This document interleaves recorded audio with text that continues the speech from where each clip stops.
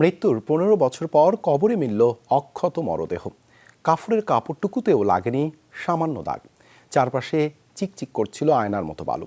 ঘটনাটি রংপুর মহানগরীর নবদিগঞ্জ গোদা শিমলা এলাকার।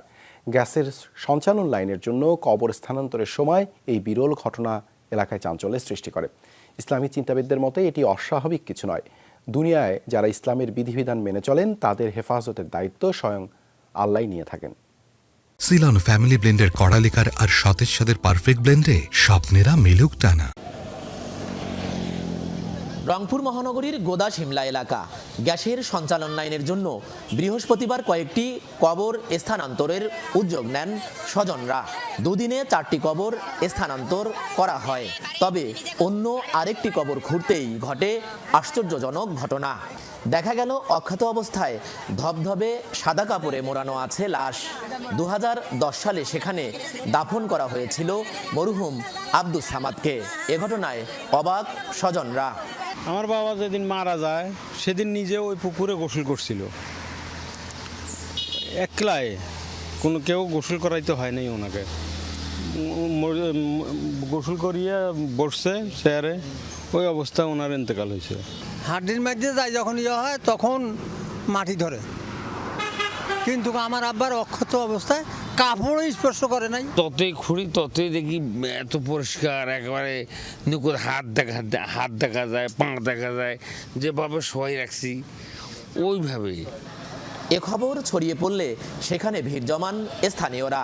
তারা জানান অত্যন্ত পরহেজগার মানুষ ছিলেন আব্দুস সামাদ। এলাকার সবথেকে জনহিতকর মানুষ হিসেবেও খ্যাতি ছিল তার।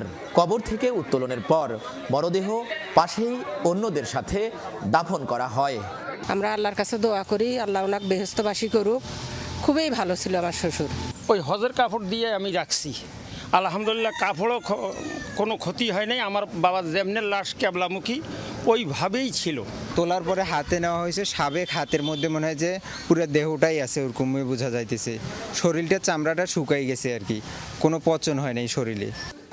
এ ধরনের ঘটনা অস্বাভাবিক নয় বলছেন ইসলামী চিন্তাবিদরা। জানান যারা দুনিয়াতে সবকিছু ভুলে ইসলামের পথে চলেন তাদের সম্পূর্ণ দায়িত্ব স্বয়ং আল্লাহ তাআলার। আল্লাহ তাআলা তার পুরস্কার হিসেবে এটা দিয়েছেন এবং আল্লাহ তাআলা তো ঘোষণাই যে তাকে কিছুই স্পর্শ করবে না এবং কিয়ামত পর্যন্ত তাকে কোনো স্পর্শ করবে না। সে আল্লাহ তাআলা বলছে তাকে তো এই ধরনের মানুষগুলোকে তো আল্লাহ তাআলা তো কবরেও তো রিজেক্ট দিয়ে থাকে। 123 বছর বয়সে নিজ বাড়িতে ইন্তেকাল করেছিলেন আব্দুস সামাদ। পেশায় কৃষিকাজের সাথে জড়িত ছিলেন। 8 পুত্র ও 4 কন্যা সন্তানের জনক ছিলেন তিনি। এরই মধ্যে 2 পুত্র ও 1 কন্যা মারা গেছেন। সরকার, মাজহারুল মান্নান, যমুনা নিউজ, রংপুর।